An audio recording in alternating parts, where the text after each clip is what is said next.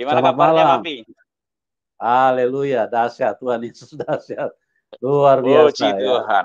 Bersama Tuhan Ya. Yesus luar biasa. Di luar Yesus kita Amin. binasa. Amin, Saat-saat ini amin, kita harus amin. tinggal di dalam Kristus. Ya, Papi. Haleluya. Ya, amin, amin, amin. Ini Mas Herul ini baru habis keliling Sumatera ini ya, luar biasa Tuhan Iya, menyatakan baru kuasanya. keliling sama anak sama istri. Ya, ya.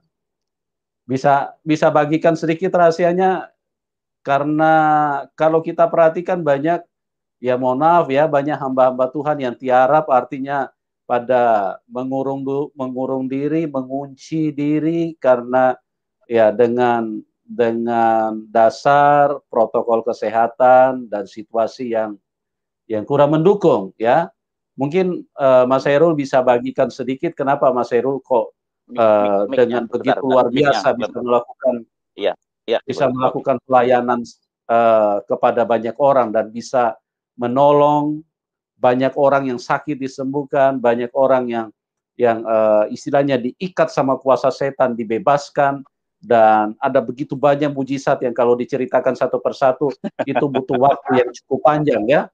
Oke, Mas Heru bisa cerita dulu nih sedikit sama kita ini supaya teman-teman bisa dikuatkan, diberkati karena banyak mohon maaf ya teman-temannya banyak pendeta yang memilih untuk tiarap berdiam diri dan ini tapi Sini, Mas Cang. Herul ini memilih langkah yang berbeda ya. Sini, Silakan sini, Mas Cang. Herul Cang, sini. Nah, ini saya sama anak saya sama istri saya sini. Wah, Sini. luar biasa. Sini. Ya. Ini istri saya semuanya. Ya, kita Ya. baru nangis terus. Kita baru pulang dari keliling Sumatera.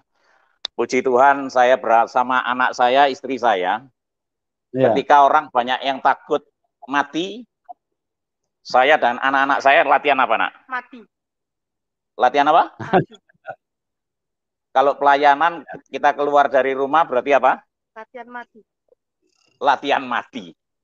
Karena saya ngajarkan kepada anak saya, hidup adalah Kristus, mati sebuah keuntungan. Nah, kita diberi kesempatan untuk melayani sampai mati. Jadi untuk saya kesempatan ngajar mendidik anak saya, istri saya. Jadi ini kasih karunia harus kita pergunakan semaksimal mungkin. Amin. Jadi istri saya juga ayo kita melayani Tuhan di musim pandemik ini. Biar orang tiarap, firman Tuhan mengatakan, biar 1000 rebah di sisi kiriku, 10.000 rebah kananku tidak akan menimpa kita kalau kita sungguh melekat kepada Tuhan Yesus. Amin. Di saat pandemik ini, saya mau menyatakan bahwa Tuhan yang ada di dalam diri saya menyertai, melindungi, dan memberkati. Dan memberi roh, bukan ketakutan, tapi roh keberanian luar biasa untuk memberikan Injil kasih karunia. Daripada saya diem mati kena corona, lebih baik saya berperang, bertempur, memberitakan Injil, menuntaskan amanat agung. Amen. Kalau mati sebuah keuntungan. Kalau hidup bisa pulang hari ini tanggal 1, tanggal 2 kemarin, itu Tuhan masih mempercayakan saya untuk next selanjutnya memberitakan Injil kerajaan surga. Begitu. Ketika saya kemarin pulang, ketika saya pulang hari Jumat ya. Hari Jumat kita pulang. Kita hari Jumat pulang. Begitu pulang saya sudah 1 minggu itu, Papi. Ditelepon ini saudara saya Ayu sama Iwan. Nah, mereka masuk rumah sakit 1 bulan 3 kali, 4 kali masuk rumah sakit katanya. Nah, terus habis itu mereka, Kang, aku sakit, diagnosa dokter macam-macam. Aku sudah tidak tahu bagaimana aku. Udah, sekarang aku sudah di Malang, dan kamu sekarang di mana? Rumah sakit. Sekarang kamu bangun dari tempat tidurmu di rumah sakit, dan aku perintahkan di dalam nama Tuhan Yesus, hari ini kamu sembuh, datang ke rumah. Iya, Kang, hari ini aku datang ke rumah. Langsung dengan imannya dia datang, dijemput suaminya, Wan, tolong itu istrinya dijemput, istrimu sudah sembuh, hari ini ke rumah. Akhirnya ke rumah, saya ajarin Alkitab, baca Alkitab, katanya si Ayu ngomong gini, Kang, ini selama ini yang aku cari. Selama ini aku dituntun orang rambutnya orang pakai jubah putih. Tapi dia gak ngomong Kristen. Tapi inilah ajaranku, inilah aku. Ketika dia membaca, kemarin saya ajarin baca Yohanes 14 ayat 6, akulah jalan kebenaran dan hidup. Dia nangis. Malam pulang dia. Kita sampai jam 2 ya. Kita sampai jam 2. Begitu jam 2 saya kasih firman terus. Ini yang ngomong bukan aku. Ini siapa? Firman. Ini apa? Firman Allah, katanya Iwan. Ini firman Allah, firman Allah. Saya belajar sampai jam 2 ya, kita pulang. Jam 2 malam dan dia sembuh. Begitu baca firman, merasa enak. Dan saya ngomong, Kang, terus apa yang harus aku lakukan? Yang harus kamu lakukan? Kamu sudah dibaptis dengan baptisan roh, kamu sudah dibaptis dengan baptisan api, yang belum kamu itu dibaptis dengan baptisan air, supaya tergenapi semua ini. Ayo kamu besok setelah aku ibadah hari Minggu, kamu mau mandi bersama saya. Mau? Saya pikir yang sakit aja, yang si siapa? Ayu.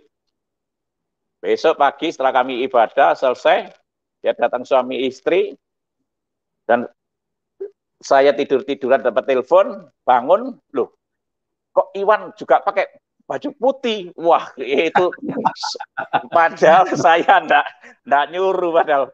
Wah, Tuhan itu dahsyat. Saya enggak pernah nyuruh. Cuman saya ngomong gini, kalau sakit penyakitmu kepingin sembuh, kamu harus dimatikan. Mati bagi dosa, mati juga bagi Kristus, hidup bagi Kristus, bangkit bagi Kristus, untuk memuliakan Kristus. Kamu mau apa enggak? Amen. Mau, Kang. Wah, akhirnya dua-duanya kemarin itu tangis-tangisan di kolam baptisan kayak film India.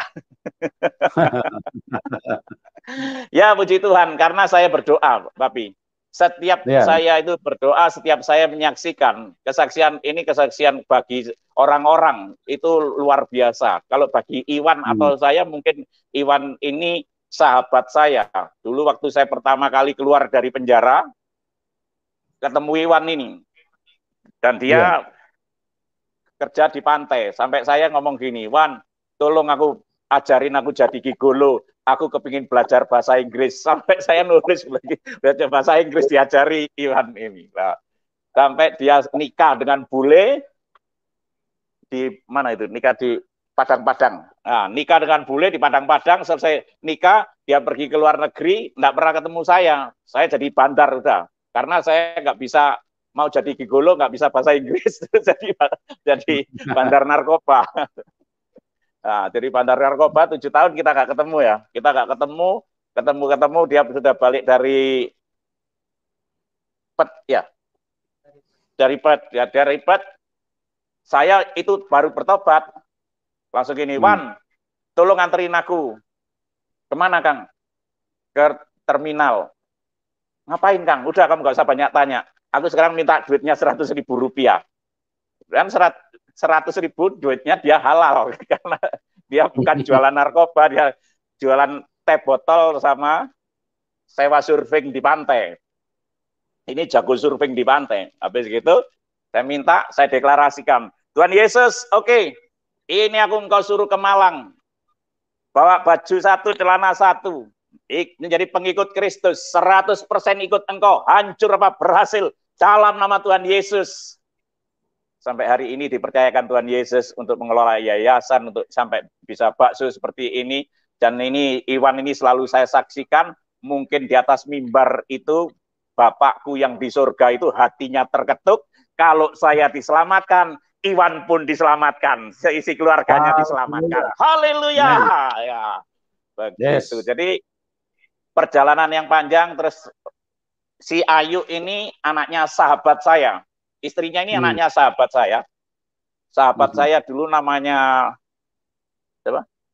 Lek Dayat, Pak Yunan. Itu penjahat, sama-sama penjahat, di penjara sama saya. Itu pokoknya nakalnya sama saya itu hampir sama dia. Di penjara, keluar masuk penjara.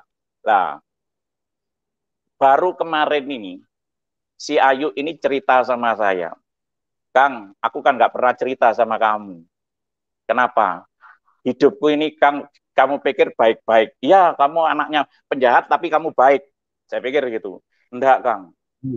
Mulai kecil saya hidupnya enggak enak. Mulai kecil saya itu kepingin tobat, dijual oleh orang tua, diperkosa orang, begini-begini. Akhirnya sampai menemukan Iwan, sekarang nikahkan baru kemarin, itu saya teguhkan nikahnya dalam nama Tuhan Yesus Kristus. Kemarin waktu dibaptis itu. Sampai dia menikah sakit-sakitan, dia pergi ke orang pinter kemana-mana, tidak sembuh-sembuh, tapi puji Tuhan hari ini katanya setelah habis dimandikan hari Minggu, yang keluar dari badannya itu semua keluar seperti dikeroyok orang 120, tidak bales katanya. Sekarang itu dikeluar. Ya.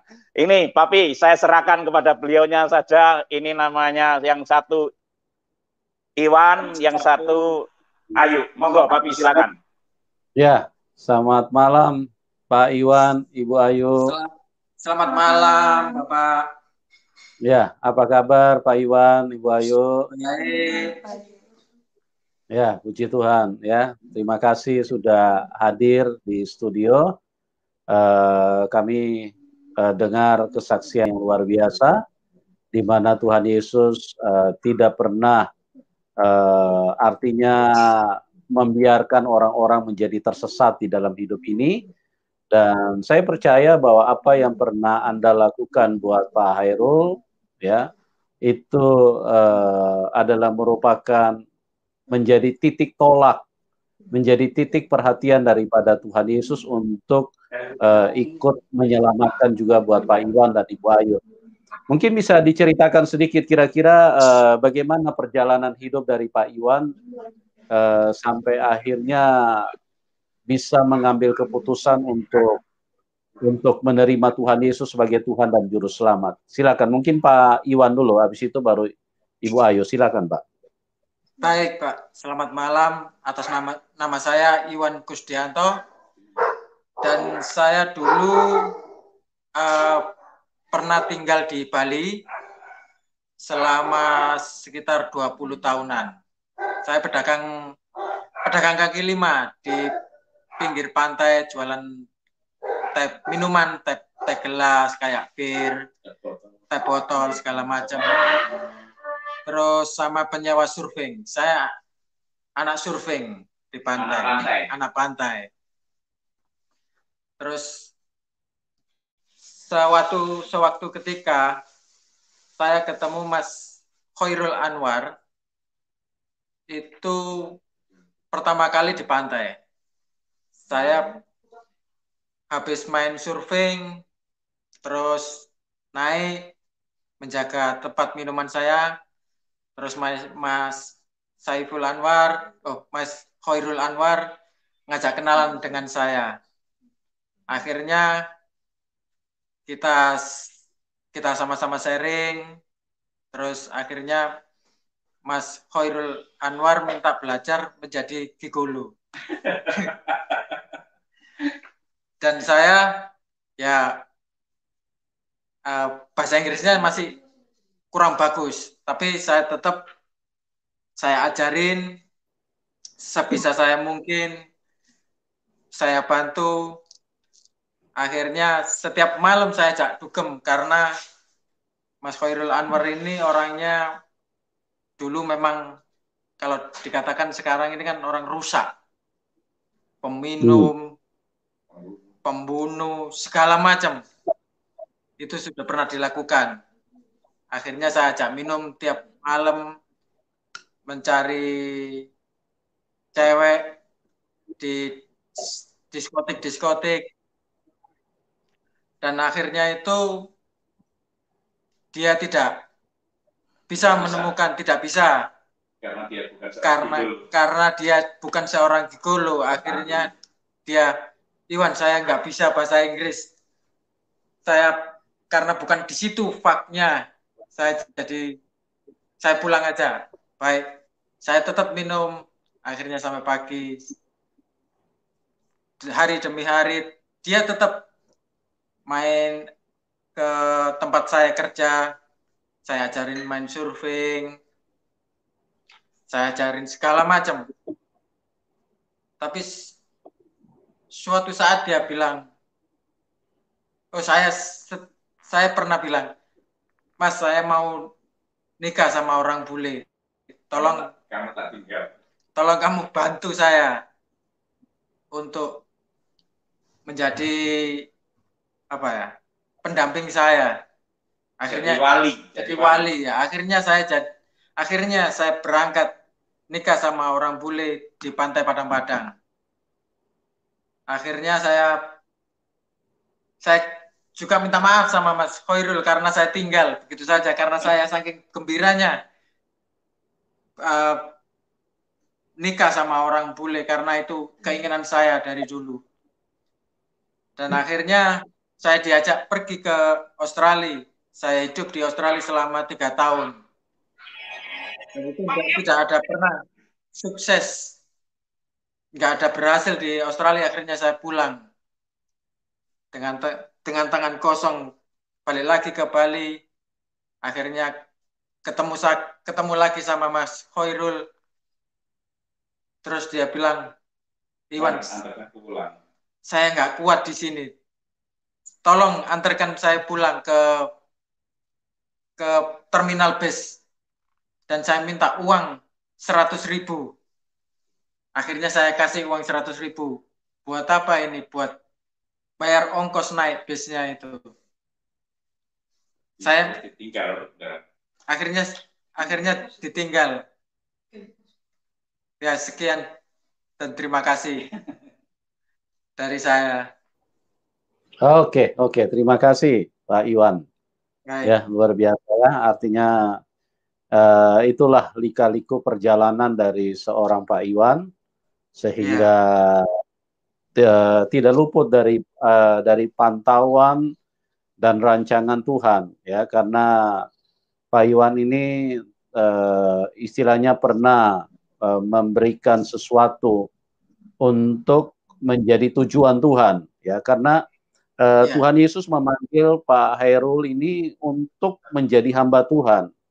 Nah, di situ tanpa disengaja ataupun tanpa disadari oleh Pak Iwan, dia ternyata ikut andil, ya, ikut andil untuk sebuah kegenapan daripada rancangan Tuhan, sebuah penggenapan daripada tujuan Tuhan, sehingga apa yang Tuhan inginkan terhadap seorang Mas Khairul Anwar itu bisa tergenapi, ya. Artinya Pak Iwan ini sempat memberikan uang 100.000, ya, memberikan uang 100.000. Nah, inilah yang saya melihat bagaimana Tuhan itu menaruh perhatian yang begitu luar biasa terhadap Pak Iwan ini, sehingga pada waktunya Tuhan juga menyelamatkan dan membawa mereka kepada keselamatan, ya. Ini luar biasa rancangan Tuhan buat Pak Iwan dan Ibu Ayu, ya. Nah, oke, sekarang kita ke Ibu Ayu dulu ini.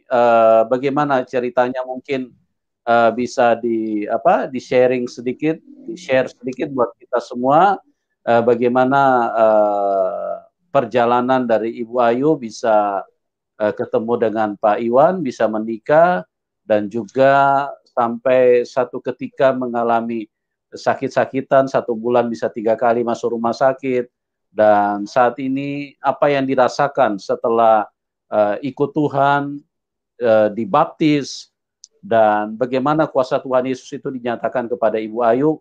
Ibu bisa ceritakan kepada kami semua. Silakan Ibu. Iya, baik, terima kasih. Selamat malam Bapak. Ya, mungkin saya Selamat akan malam, menceritakan tentang perjalanan saya selama ini, ya.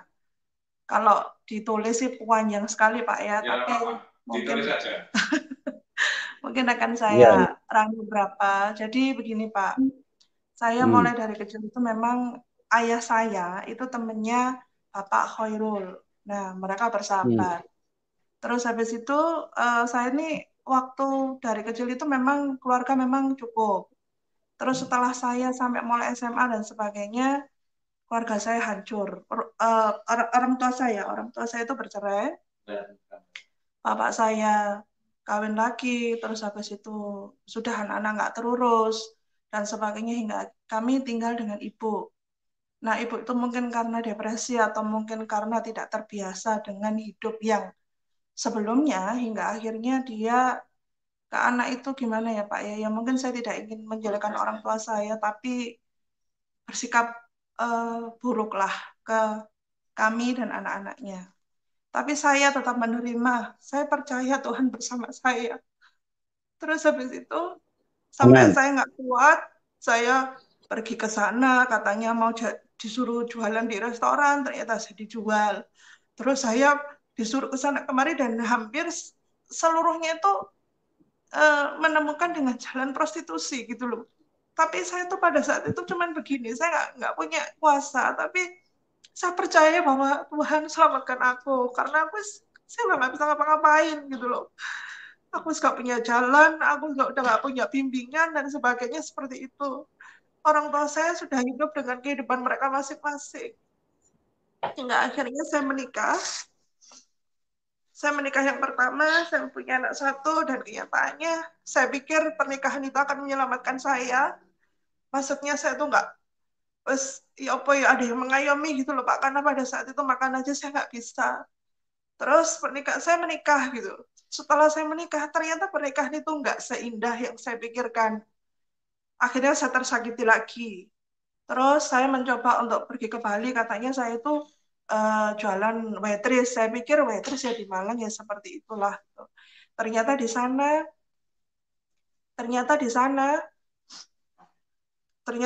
itu tidak sesuai dengan yang saya harapkan.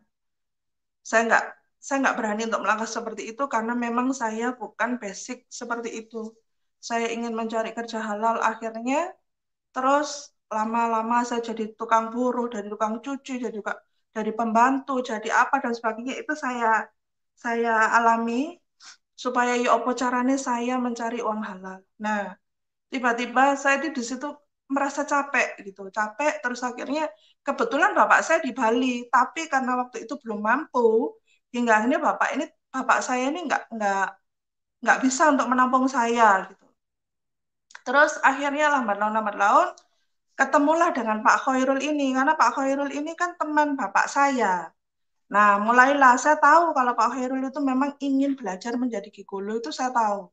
Saya nggak punya teman Pak di Bali, jadi cuma orang tua sama teman-teman orang tua saya. Terus saya tuh diajak ke pantai sama Mas Khairul ini. Terus waktu itu diajak, terus saya ditinggal karena dia punya keperluan, saya diantarkan sama Mas Iwan ini. Nah, di situ saya maki-maki Mas Khairul, kenapa aku ditinggal, saya takut gini dan sebagainya gini. Terus Mas Khairul ini bilang, Iwan itu baik orangnya, nggak seperti yang kamu kira, tapi saya takut karena saya ini bukan orang yang gampang percaya gitu loh, karena pernah tersakiti. Terus akhirnya berjalanlah dengan Mas Iwan.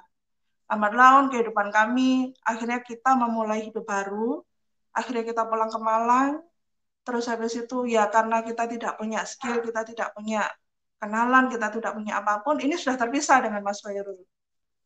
Akhirnya dengan Mas Khairul mengenalkan saya dengan Mas Iwan, akhirnya kita menikah dan kita mempunyai anak satu umur 7 tahun, laki-laki Pak. Alhamdulillah. Terus habis itu saya dikenalkan, saya menikah, saya ingin memulai hidup baru di Malang. Waduh, sengsara Pak di sini karena kita nggak punya apa untuk kerja, nggak ada, sampai jadi pedagang asongan, nggak bisa makan, nggak bisa beli susu, jadi kuli bangunan ya, apapun kita kerjakan gitu. Terus habis itu mungkin dengan berat beban hidup, tapi dalam diri saya itu ada yang mengatakan selalu menuntun saya untuk jangan, seperti menasehati seperti seorang bapak gitu loh di dalam hati saya. Saya terus bertanya, ini sopo sih? Ini sopo? Siapa? Dan setiap kali saya akan mengalami kesakitan atau mengalami rintangan atau ujian atau apa, itu selalu diingatkan. Tapi saya hanya berpikir pada saat itu, oh paling kebetulan. Saya selalu seperti itu. Terus saya ajari, saya merasa seperti itu yang sangat itu sudah 15 tahun namanya. Ada seperti bapak dalam diri saya itu bicara seolah-olah itu orang itu yang bisa saya ajak komunikasi, bisa saya ajak sharing seperti itu. Karena kalau saya cerita ke orang lain, aduh, kayak gak mungkin, dan mau kemana saya mau cerita tentang kesengsaraan saya. Terus saya sholat itu sepertinya di depan saya itu, jika saya memejamkan mata itu ada orang berjubah putih, dia itu pakai kerudung tapi kerudungnya itu agak maju gitu. Kerudungnya itu agak maju gitu, tapi saya nggak ngeliat mukanya. Saya tanya, sebenarnya siapa? Sama ini siapa? Dia jawab, kamu nggak perlu tahu siapa saya akan menuntun kamu, saya akan melindungi kamu.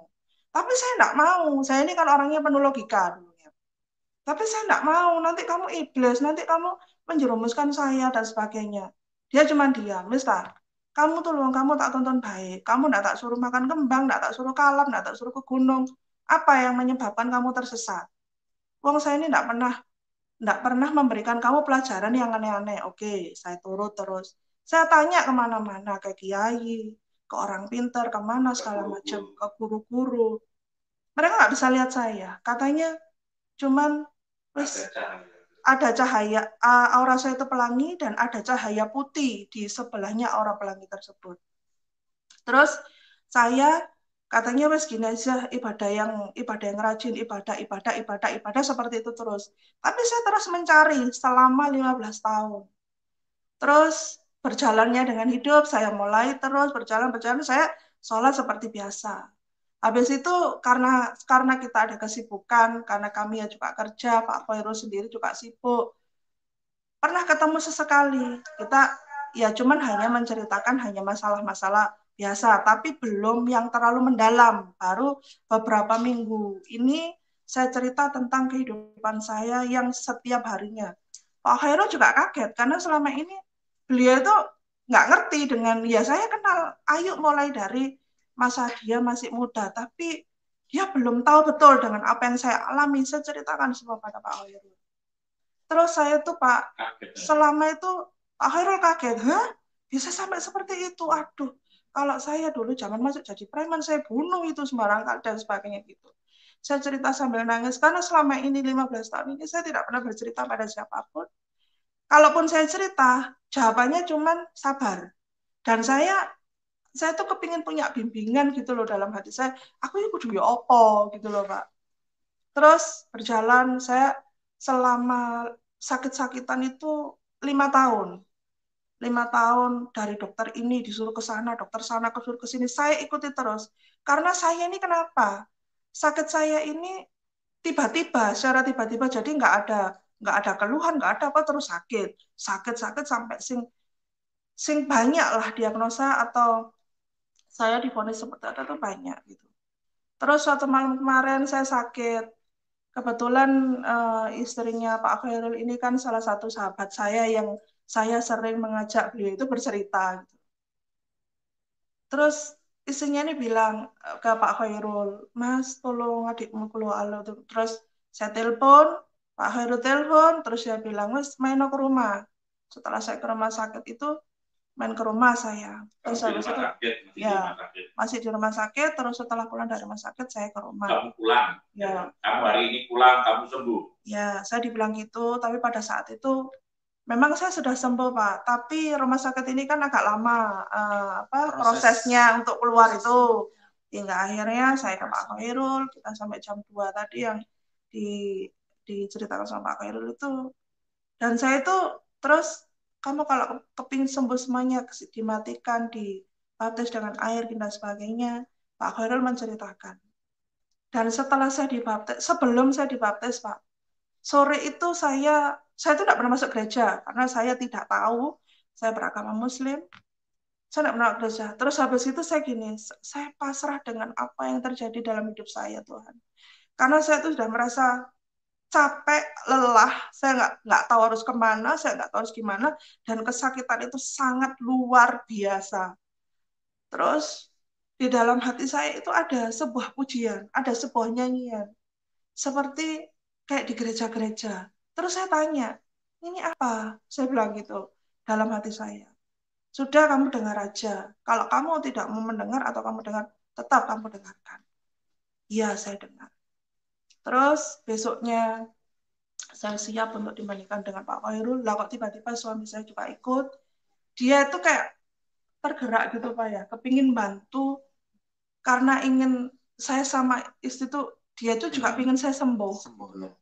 Karena beliaunya sendiri suami saya itu juga berjuang keras untuk supaya saya bisa sembuh. Akhirnya setelah saya waktu mau masuk, lah kok sama Pak Khoirul itu didoakan terus habis itu disetel lagu yang ada di dalam hati saya itu. Betapa ku mencintai segala yang telah terjadi, tak pernah sendiri, jalani hidup ini selalu menyertai. Betapa ku menyadari di dalam hidupku ini Kau selalu memberi rancangan terbaik oleh karena kasih. Bapa, sentuh hatiku, ubah hidupku menjadi yang baru, bagai emas yang murni. Kau membentuk bejana hatiku. Bapa, ajarku mengerti sebuah kasih yang selalu memberi, bagai air mengalir yang tiada pernah berhenti. Saya mendengarkan lagu itu, Pak. Terus saya tuh merasa, ya Tuhan, selama ini saya sudah lelah memikul dengan kehidupan, dengan kesakitan, dengan apapun. Tapi saya ini orangnya gak mau melawan. Maksudnya, balas atau menghakimi atau apa. Biarkan saya berserah pada Tuhan. Tuhan, saya ingin sembuh. Saya capek dengan kehidupan saya seperti ini. Terus habis itu saya mau masuk itu perut saya biasanya sakit itu rasanya tuh kayak melilit gitu Pak. Terus saya bilang ke istri Pak Khoirul, Mbak, nanti kalau saya muntah gimana? Gak apa-apa muntah aja, mau pipis, mau apa muntah, sudah serahkan, gak apa-apa ya, gak kotor. Saya tuh takut gitu loh kalau membebani orang lain. Terus enggak puas Mbak, serahkan semua sama pasrah. Oke, saya pasrah. Di saat itu saya nggak punya keinginan apa-apa, saya cuma ingin sembuh. Saya pasrah dengan apa yang Tuhan mau kasih sama saya, yang mau beri sama saya. Terus habis itu saya masuk ke kolam itu, punggung saya tuh terasa sakit di sini di pundak ini sakit kanan kiri. Terus saya didoakan, dibaptis dengan Bapak Khoirul, saya sama suami itu nangis dan sebagainya. Setelah itu keluar tuh saya lemas, badan saya tuh lemas. Terus saya ganti baju, saya duduk, saya nangis. Saya kayak gimana ya? Pada saat itu saya bingung gitu loh. Ini kok lagu ini ada di situ? Kok bisa saya mendengarkan lagu ini? Ini apa? Saya bilang gitu. Terus saya duduk. Iya, saya waktu itu ikut nyanyi karena pada saat sorenya itu saya ada di dalam hati saya gitu loh nyanyian itu. Terus habis itu didoakan sama Pak Khoirul. Terus Pak Khoirul itu memberikan firman-firman. Dan tiba-tiba pada saat itu, saya kan selama ini 15 tahun mencari. Sebenarnya siapa orang yang membimbing saya selama ini? Siapa orang yang selalu menasehati saya, berada pada saya di saat suka dan duka, saya mau apa itu dia tahu, apa gitu. Siapa? Pada saat Pak Khoirul itu berfirman, ngasih tahu ke firman saya pernah mendengar firman ini, cuman mungkin kayak saya tidak pernah baca Alkitab, jadi maksudnya sama, cuman kata-katanya kalau di Alkitab itu kan lebih indah gitu. Terus, saya pernah dengar ini, saya pernah dengar ini terus sama Pak Khoirul dibacakan terus, saya suruh baca juga. Di situ baru istri saya suruh baca. Ya, di situ baru ada kata-kata begini, Pak. Dengar suara di dalam hati saya. Saya sambil mendengarkan Pak Khoirul itu, saya pasrah. Saya tidak ada wes kepikiran apapun enggak ada. Terus ada orang bilang begini di dalam hati saya. Kamu kepingin tahu, selama ini orang yang membimbing kamu, orang yang ngasih tahu kamu, yang melindungi kamu, yang nggak boleh gini, nggak boleh gitu, seperti melebihi bapak kamu. Kamu tahu siapa? Itu saya. Langsung saya tuh potong pembicaraan. Yohanes 14 ayat 6. Iya. Akulah jalan kebenaran dan hidup. Tidak ada seorang pun yang datang kepada Bapa kalau tidak melalui aku. Sekiranya kamu mengenal dia, kamu telah melihat dia. Itu langsung dia nangis, Pak. Karena saya percaya gitu loh. Oh, kaget saya loh. Oh, ternyata selama ini saya bilang gitu. Karena terus saya mau flashback kembali ke dalam pikiran saya. Oh, selama ini saya dibacakan firman, tapi bukan melalui seperti firman kata-kata seperti di Alkitab. Dengan cara beliau sendiri untuk menasihati saya, menyelamatkan saya. Karena yang sering saya omongkan kalau di orang Muslim itu kan ngaji ya Pak ya. Yang sering saya omongkan, ayo Pak ngaji. Saya tuh sering mengaji suami saya itu dengan kata-kata itu, tapi dibentuk dengan seperti cara beliau itu supaya lebih ngerti gitu. Akhirnya suami tahu, oh ya, saya pernah mendengar ini dari istri. Bahwa di situ akhirnya saya bahwa selama 15 tahun saya siapa di dalam tubuh saya, siapa di dalam hati saya, siapa yang selama ini menuntun saya, siapa yang melindungi kami beserta keluarga. Begitu kiranya Bapak. Yesus. Sekian, terima kasih. Amin, amin, amin, amin. Tuhan Yesus dahsyat. Tuhan Yesus luar biasa. Ya. Puji Tuhan, terima kasih Ibu Ayu. Itulah teman-teman ya, teman-teman. Tuhan Yesus itu bukan huruf-huruf yang dibukukan, tapi dia adalah firman yang ditulis di dalam buku. Jadi itulah perbedaan yang nyata bagaimana Tuhan itu bisa dialami. Tuhan itu berinteraksi langsung dengan manusia.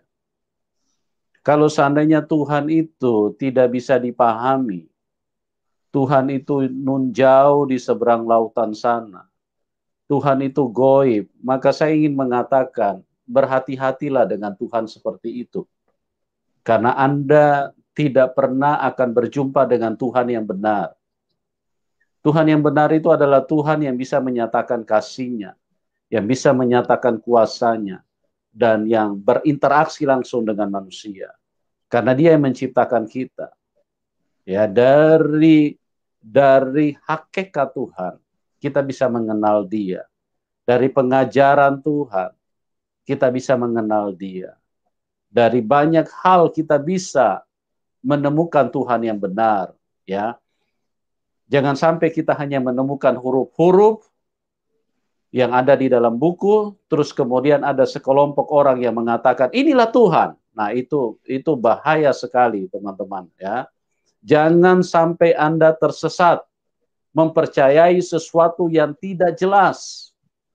Ya, bagaimana kita bisa memahami?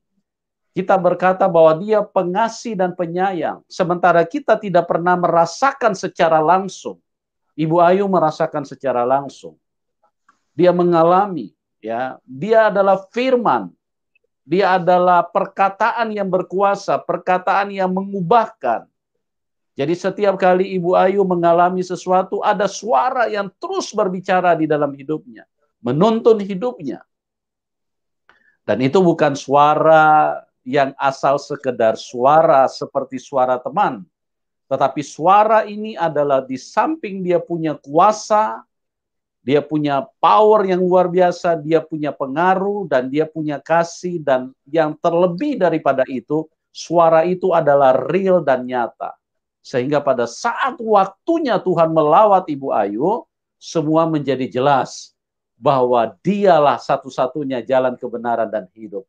Tidak ada seorang pun yang bisa sampai kepada Bapa kecuali melalui Tuhan Yesus Kristus.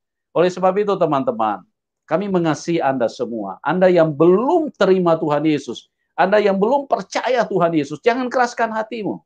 Ya, Jangan biarkan Anda dibodohi setan. Jangan biarkan Anda diikat sama setan. Sehingga Anda terus mengeraskan hati dan terus membenarkan diri dengan apa yang Anda pahami. Tidak, teman-teman. Kita perlu mengalami Tuhan secara real. Itu sebabnya bahkan Bapak Iwan sendiri, kita dengar tadi kesaksiannya, beliau tanpa diajak, ya, tanpa dipengaruhi, tanpa dibujuk-bujuk, beliau tergerak sendiri. Dan ini menunjukkan bahwa kuasa Tuhan Yesus itu sangat nyata. Ada kekuatan yang luar biasa yang mempengaruhi seseorang, sehingga dari dia tidak percaya, dia tidak mengerti, kuasa itu bekerja, sehingga pada saat Ibu Ayu mau dibaptis, Pak Iwan pun langsung ikut serta, yang membuat Pak Hairul Anwar juga menjadi terheran-heran. Loh, tadinya yang mau dimandikan, mau dibaptis itu hanya Ibu Ayu, tetapi kok ternyata Pak Iwan juga ikut. Itulah kuasa Tuhan Yesus yang begitu nyata, yang mempengaruhi dan dinyatakan kepada semua manusia. Ya, jangan terlambat, teman-teman. Jangan terlambat. Jangan sampai nanti, apalagi ini pandemi, COVID di mana-mana. Jangan sampai nanti Anda mati sia-sia, tiba-tiba satu virus COVID masuk di dalam hidupmu, tiba-tiba Anda innalillahi. Nah, Anda akan pergi ke neraka. Karena apa? Karena Anda belum terima Tuhan Yesus. Hanya Tuhan Yesus yang bisa bawa manusia ke surga. Dan itu dibuktikan, bukan hanya huruf-huruf, sekali lagi, ya, bukan hanya huruf-huruf yang dibukukan, dibuktikan dia naik ke surga, disaksikan banyak orang. Bahkan di bangsa Indonesia sendiri pun itu diperingati hari kenaikan Tuhan Yesus ke surga. Siapa manusia yang pernah naik ke surga? Kecuali Tuhan Yesus Kristus. Siapa manusia yang pernah keluar dari kuburan? Kecuali Tuhan Yesus. Kenapa dia keluar dari kuburan? Karena dia suci, dia kudus, dia tidak pernah berbuat dosa. Dia tidak pernah bersalah. Iblis dikalahkan, maut dikalahkan. Dia bangkit dari kematian. Nah, manusia begitu takut dengan maut. Manusia begitu takut dengan kematian. Kalau Anda percaya Tuhan Yesus, kalau Anda ada di dalam Tuhan Yesus, maka kubur tidak bisa menahan Anda. Anda pun akan dibangkitkan bersama dengan kuasa Tuhan Yesus Kristus. Oke, teman-teman, sebelum kita masuk dalam diskusi ini, saya akan lanjut dulu dengan Pak Hairul. Mungkin Mas Hairul mau tambahkan lagi dari apa yang sudah disampaikan oleh Ibu Ayu dan juga Pak Iwan. Silakan, Mas Hairul, ditambahkan. Ya. Kesaksian mereka itu keren, Bi. Ya. Jadi amen. Sampai dia mulai SD, SMP, si Ayu ini mengalami penganiayaan yang luar biasa, sampai dijual, diperkosa. Dan dia itu sampai mati rasa sudah. Yeah. Hidup ini rasanya kayak sering bunuh diri dia. Sering bunuh diri, tapi dia tidak pernah cerita sama saya. Waktu dia diperkosa di Bali, itu ketemu saya. Tapi tidak pernah cerita. Dia takut kalau saya itu, orang itu saya bunuh. Gitu. Terus sampai jadi pembantu, diperkosa sama juragannya. Waduh, pokoknya kehidupan saya kemarin waktu diceritain itu, saya sampai istri saya tidak kuat, nangis terus. Setelah dia, sampai saya ngomong, kok bisa ya kayak gitu? Iya, Kang, seperti ini. Kenapa kamu nggak cerita sama aku? Enggak, aku tahu. Tak biarin aku sendiri yang sakit. Wah, istri saya nangis. Saya nangis malam, nggak bisa tidur sampai jam 3 sebelum baptis. Dia malam itu saya bingung, nggak bisa tidur. Pindah, mikir, kok ada orang seperti ini dan nggak cerita. Ya puji Tuhan, saya ngomong, Iwan ini anaknya baik. Saya kaget waktu mereka nikah dengan Iwan dengan Ayu, karena bapaknya telepon saya. Lek, anakku nikah dengan Iwan gimana? Enggak apa-apa, Iwan baik.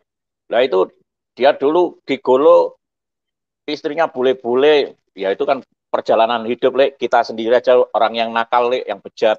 Mungkin dikasih kesempatan Tuhan untuk baik. Ya wes, aku percaya omonganmu, tak nikahkan mereka. Akhirnya mereka nikah. Mereka nikah lama. Lebaran kamu ke sini ya, berapa tahun itu? Sekitar 7-8 tahun yang lalu. Ya, 7-8 tahun yang lalu dia datang ke sini, ke Malang. Lihat saya jadi pendeta itu mereka mengejek-ngejek saya karena Ayu ini tahu saya. Anaknya Lek Dayat ini tahu saya. Masa Kang zaman itu jadi pendeta, masa jadi Kristen? Karena tahu kenakalan saya, kebejatan saya, kerusakan saya. Iwan pun itu tidak percaya. Saya bisa berubah seperti ini, mereka tidak percaya. Terus ketemu, balik lagi ke Bali ya. Mereka balik lagi ke Bali sama bapaknya, ketemu saya balik lagi ke Bali. Terus beberapa saat bapaknya meninggal, saya itu di Jakarta. Wah, itu saya tangisin bapaknya, karena bapaknya ini sahabat saya. Pokoknya kejahatan apapun saya bersama bapaknya bisa berdua. Mulai belajar nyopet, sampai bis malam, sampai apa, itu saya itu jadi merasa kehilangan. Saya sama bapaknya sahabat, tahu kalau Ayu ini diperkosa juragannya, diperkosa orang, dijual. Wah, kalau itu tahu saya, itu sudah orang itu sudah saya cincang-cincang itu. Makanya Ayu tidak mau cerita saya. Cerita itu ya baru kemarin ini. Makanya dari situ dia sakit-sakitan, semua organ tubuhnya rasanya kayak rusak semua sudah. Angkat tangan dia. Sampai buat apa aja nggak bisa. Saya sampai ngomong gini, ayo Iwan, itu ada rumah di situ. Kamu tinggal di sini, kamu nanti di sini, wes kamu tinggal sama saya.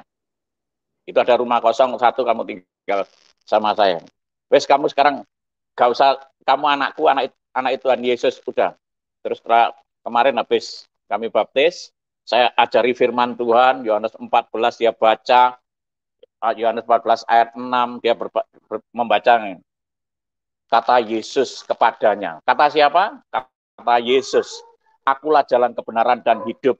Tidak ada seorang pun yang datang kepada Bapa kalau tidak melalui aku. Sekiranya kamu mengenal aku, pasti juga kamu mengenal Bapakku. Sekarang ini kamu mengenal dia dan kamu telah melihat dia. Dia langsung nangis. Nangis ya. Ya ini Kang yang tak cari. Ya orang ini yang selalu menuntun aku. Yang rambutnya putih ini. Aku diperkosa. Aku tidak balas. Aku diperkosa juraganku. Aku takut. Aku takut ngomong. Takut apa. Masa aku seperti ini mau jadi pelacur, Kang? Masa kalau aku mau jadi pelacur, ngapain aku jadi pembantu? Wah, pokoknya kehidupannya dia itu sengsara banget. Ya, tapi ini caranya Tuhan, ketika dia sudah di titik nadir 0, Iwannya juga datang kepada Yesus, nanti bersama Yesus, kita pasti kekuatan kemenangan luar biasa, damai sejahtera, sukacita. Begitu, Papi. Memang ini doa saya ketika saya itu merasa hutang budi sama Iwan, itu coba kan ada foto video yang saya kirim ke Papi itu bisa ditayangkan. Itu doa saya kan, saya punya utang budi Tuhan sama Iwan Tuhan. Dia yang telah memberi ketika saya tobat memberi uang 100.000 rupiah. Itu terngiang-ngiang terus. Kalau saya diselamatkan Tuhan, selamatkan Iwan, selamatkan keluarganya. Begitu. Itu bisa Papi ditayangkan videonya. Iya, ini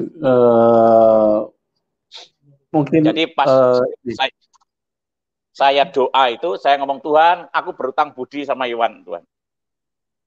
Kasihan dia seperti ini. Aku nggak bisa apa-apa. Kalau kamu mau tinggal di rumah, silakan. Kamu mau kerja nanti Tuhan pasti dia. Begitu, Papi. Iya, luar biasa ya. Sebentar, ini caranya Iwan ini juga begitu, nikah cerai. Dan kemarin itu dia juga belajar ngilmu, saya diem aja. Belajar ngilmu, saya diem aja. Kang, saya sekarang ngilmu, saya diem aja. Kamu ngilmu gimana? Wong aku dulu tukang ngilmu gitu. Udahlah, ilmu yang paling bagus itu tinggal di dalam Kristus, Kristus tinggal di dalam kamu, itu manunggaling kawula Gusti, itu ilmu yang luar biasa. Ya, luar biasa ya, Tuhan Yesus dahsyat. Dahsyat.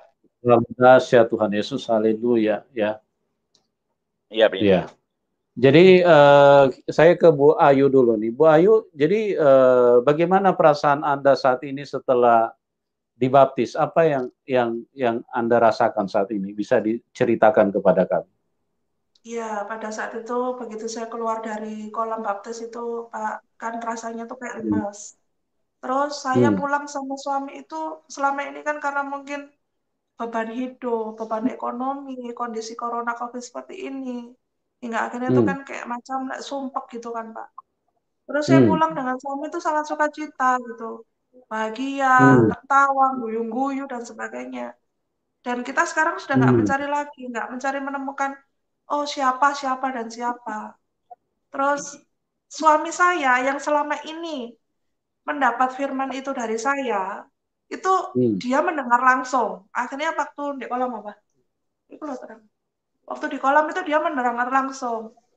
Ya, mendengar langsung dengan perkataan yang begitu indah firman-Nya. Setelah dengarnya audible apa terdengar di telinga apa bagaimana? Dengar dari hati. Keluar dari hati. Iya. Iya, iya. Jadi ya, bagaimana suara yang didengar di hati bagaimana Pak Iwan? Jadi keluar dari hati perkataannya tinggalkan dunia ini. Jadi kamu harus banyak bersedekah dan fokus kepada Tuhan. Ibadahmu harus kamu kencengin. Jangan sampai engkau tinggalkan. Itu harus tetap tetap kepada Tuhan. Cuman bilang gitu. Ya. Amin. Luar biasa. Ya, oke, Pak Iwan bisa ceritakan apa yang mendorong Anda untuk ikut dibaptis? Kan tadinya kan cuma istri yang mau dibaptis. Kenapa kok tiba-tiba Anda juga kepengen dibaptis? Apa yang membuat Anda mengambil keputusan seperti itu? Baik, Pak. Jadi selama 5 tahun ini istri saya sakit-sakitan. Terus saya mencari orang pintar, ke dokter, itu setiap kemanapun dia pergi pasti saya temanin. Nah, pas waktu hari Minggu kemarin itu mau dibaptis sama Bapak Khairul Anwar, akhirnya hati saya ini tersentak. Oh iya, saya harus membantu istri saya. Kalau ada apa-apa, saya harus ada di dampingnya. Karena suami istri ini harus hidup semati. Apapun itu terjadi, saya pasrahkan kepada Tuhan. Apapun yang perencanaannya Tuhan itu, saya sudah pasrahkan semuanya. Saya ingin, permintaan saya cuma satu, hanya ingin istri saya sembuh total. Biar nggak sakit-sakitan lagi. Begitu, Pak. Iya. Jadi pada waktu itu suara itu muncul di dalam hati bahwa harus sehidup semati dan memang itu kelihatannya sih sesuatu yang alami. Sebetulnya itu bukan alami, tapi itulah cara Tuhan hadir di dalam hidup manusia. Karena prinsip hidup sehidup semati itu adalah prinsip hidup kebenaran. Karena Tuhan Yesus mengajarkan kita setia sampai mati. Ya, artinya sepasang suami istri itu tidak bisa dipisahkan. Itulah konsep kebenaran. Itulah konsep Alkitab. Ya, bukan konsep yang boleh multi, ya, artinya boleh berpoligami. Itu bukan konsep kebenaran, itu konsep yang berasal dari kuasa kegelapan. Karena apa? Karena saya dulu pernah mengalami, Bi. Ya, betul. Saya dulu pernah mengalami. Ya, kalau manusia berpoligami itu semuanya penyesatan yang dimunculkan oleh setan di dalam hidup manusia agar manusia itu tambah hari tambah hancur dan tambah mati. Karena manusia tidak akan pernah bisa bahagia. Karena apa? Karena di dalam satu rumah tangga saja, jangankan istri lebih dari 3 atau 4, dua saja itu sangat tidak mudah menjalaninya, ya, karena pasti akan ada percecokan, akan ada pertikaian, akan ada hal-hal yang membuat nanti kebahagiaan itu menjadi hilang di dalam kehidupan rumah tangga, ya. Itu sebetulnya itu kuasa Roh Kudus yang bekerja di dalam Pak Iwan dan Ibu Ayu, sehingga Pak Iwan tanpa sadar tapi mengambil keputusan yang memang dihadirkan oleh Tuhan di dalam hidup kalian gitu. Ya, puji Tuhan, ya. Nah, Pak Iwan bisa ceritakan sedikit kepada kami setelah dibaptis apa yang Anda rasakan? Bagaimana dengan perasaan Anda sebelum dibaptis? Jadi perasaan saya setelah dibaptis itu merasa lega, ringan, beban sudah lepas semuanya. Memang sudah saya pasrahkan kepada Tuhan. Saya setelah keluar dari air, saya kayak hidup kembali seperti baru. Dalam hidup baru. Begitu. Ya, luar biasa ya. Itulah Tuhan Yesus bukan Tuhan yang hanya dari mulut ke mulut, ya. Bukan Tuhan yang huruf-huruf yang ditulis di dalam buku, bukan. Tapi Dia adalah firman yang berkuasa. Dia adalah pribadi yang nyata. Dia lebih nyata daripada apapun. Dan Dia menyatakan diri kepada Ibu Ayu, Dia menyatakan diri kepada Pak Iwan, ya. Itulah teman-teman yang saya percaya, ya, bukan hanya menguatkan yang menonton, tapi saya sendiri pun sebagai hamba Tuhan dikuatkan, diberkati dengan apa yang telah Tuhan Yesus kerjakan atas kedua kekasih ini. Begitu luar biasa Tuhan Yesus di dalam menyatakan diri, yang membuat orang-orang tidak bingung, ya, tidak bertanya-tanya dan tidak pusing. Karena apa? Karena Dia Tuhan yang nyata, ya. Kalau Dia Tuhan yang membingungkan, maka tidak usah percaya kepada Dia. Tapi ini dengan begitu mudah, setiap orang bisa mengalami Dia. Apakah Anda sudah mengalami Tuhan? Kalau Anda belum mengalami Tuhan, jangan berlambat-lambat. Tuhan Yesuslah alamatnya. Dialah Tuhan yang sangat dekat dengan manusia. Dialah Tuhan yang sangat baik buat kehidupan manusia. Dia tidak pernah pilih-pilih orang, Dia tidak pernah datang dengan amarah dan emosi. Pak Hairul Anwar adalah satu bukti yang nyata bagaimana rusaknya hidupnya beliau, bagaimana bejatnya hidupnya beliau. Tuhan Yesus tidak datang terus kemudian tampar dia kiri kanan, terus berkata, kamu kurang ajar, kamu melakukan. Tidak. Tuhan Yesus datang dengan kasih-Nya. Tuhan Yesus ingin menyelamatkan setiap manusia. Ya, itulah Tuhan yang benar. Bukan Tuhan yang selalu mengajarkan tumpahkan darah, tumpahkan darah. Nah, itu bukan Tuhan itu yang suka tumpahkan darah. Karena yang suka tumpahkan darah itu adalah ciri-ciri hakikat daripada Tuhan yang suka membunuh. Nah, itu bukan Tuhan sebetulnya. Ya, itu tetangganya Tuhan. Ya, alias itu adalah iblis. Nah, jangan sampai teman-teman kita hanya bertuhankan, ternyata Tuhan kita adalah iblis.